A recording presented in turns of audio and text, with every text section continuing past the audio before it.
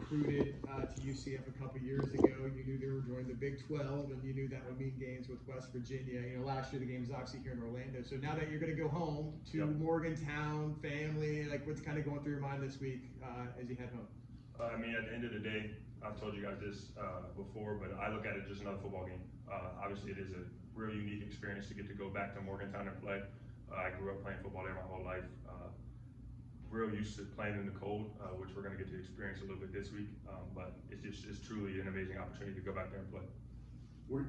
Marcellus, were you able to maybe talk with your teammates and give them maybe some helpful hints or anything, whether it's about the team itself, the atmosphere, or even about the weather, as you just mentioned about playing in cold weather? Yeah, I mean, West Virginia just is known, I feel like nationally, as just like an extravagant place to go in and play. The fans show up all the time. It's going to be loud. Obviously, the weather is going to be a little bit of a factor this week. But at the end of the day, it's so much about us, not really about what's going on from that aspect. Marcellus, we're talking about like weather and cold, but the possibility of snow actually being there too. Listen, I know the linemen that I hang out with, when the precipitation happens, they get excited because that means they're running the ball. Do you have that same kind of feeling looking forward to that? Run the ball. I love it. So with that in mind, what's different in your mind, because you played, Morgantown, I mentioned that. What's different in playing in Florida rain versus like dealing with snow when you're playing? Honestly, I prefer playing in snow over playing in the rain. The ball doesn't get as wet when you're playing in the snow because the snow melts and stuff like that. But obviously the temperature is a little bit colder, but really it's relatively the same. It's just temperature-wise, really. Timing of this bye week with 2 games left to go, how do you and how does the team benefit from that bye week? I think you heard Coach say one of the biggest things was just making sure we get our guys healed up. I know we've got some guys who taking a lot of snaps, myself included. So just being able to recover a little bit, get your legs and everything back underneath you to finish out this season strong. And then obviously we spent a lot of time during the bye week practicing, just improving in the areas that we need to improve. I think it was extremely beneficial for us. You feel better? You feel rejuvenated? Yes, sir. Talking about the offense, Dylan Riss came in, you got 56-point performance, then 31. The offense has seen a upwards trend. How have you evaluated that? Yeah, I think Dylan has really brought some life to this offense. We enjoy playing with him behind us. At the end of the day, when you got guys like him, RJ, Kobe, those guys, we've really done a good job in the past couple of weeks of putting things together. We just got to put it all together at one time and be able to finish the game. RJ's given a lot of credit to the offensive line. With him getting invited to the Senior Bowl, do you take appreciation in that, knowing that you're a part of his journey? I mean, for us, we don't ever look to really get the credit. That's part of playing offensive line. However, seeing him make it, that's what we do. Our job is to block so that way he can be successful. So it's always nice to be able to look at that and see that he makes our job easier, but we also help him out. Marcellus, precept penalties have been a bit of Achilles heel this season. What can you guys do going into Morgantown? Like you said, the weather is going to be cold, always going to be loud. The West Virginia fans are going to show up coming off of a bye week. Again, fresh quarterback. What can you guys do as leaders on this team just to kind of make sure everybody kind of keep it in and communicate well up front? The biggest thing is, like you said, is communication. Up front for us, truly dialing in on Dylan, listening to what he's saying and blocking out everything else. And then at the end of the day, it's just being able to execute at a high level and being disciplined in our stances.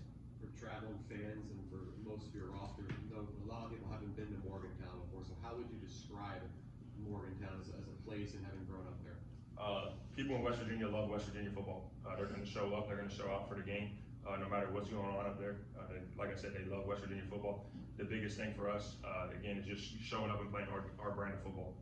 We do that, we're going to be all right. So what's your personal connection to the West Virginia football program? Like as a kid, were you a fan? I would imagine like a lot of kids are in West Virginia. Did you maybe get the opportunity to go to games when you were younger? Yeah, growing up, I grew up 5 minutes from the stadium. Was a huge West Virginia fan growing up, obviously.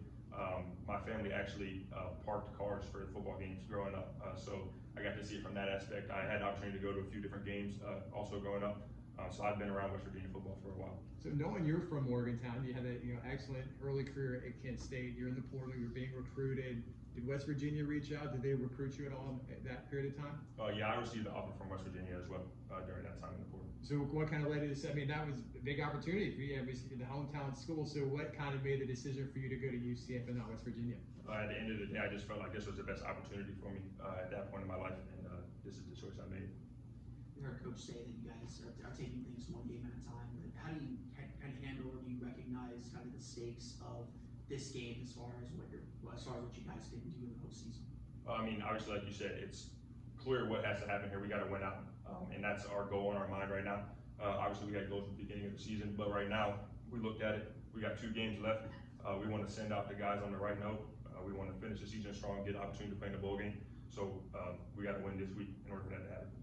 We've heard RJ and Dylan both talk about how the balance that's happened in the offense the past 2 weeks has made each other's lives easier. But from the perspective of somebody in the trenches there, when the offense is balanced the way they are, how does that make your job easier these past 2 weeks?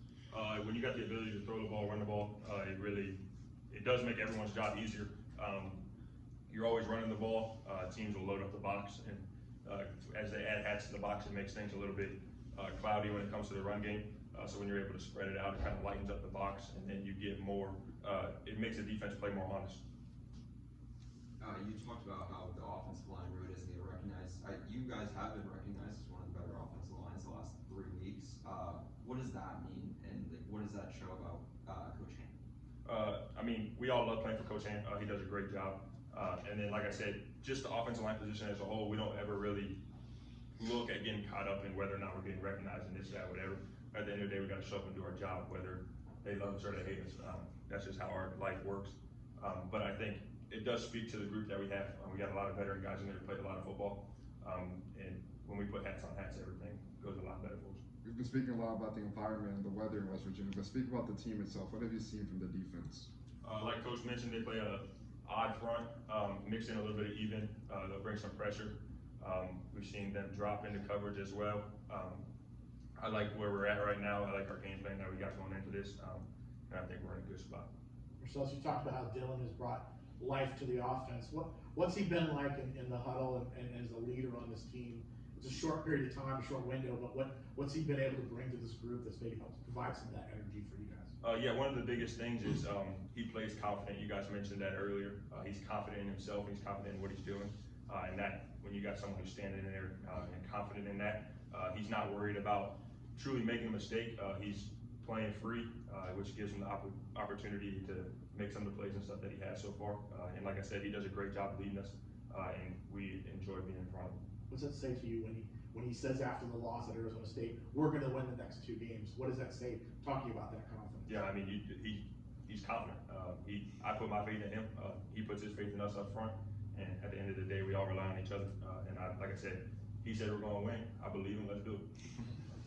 Marcellus, what are the attributes you feel like this team has to kind of take hold to have a successful last 2 games of the season and become bowl eligible?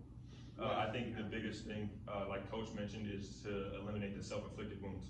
We've been in a lot of situations where we've beat ourselves. I wouldn't say we necessarily got beat, but more so gave away some of the situations that we've been in.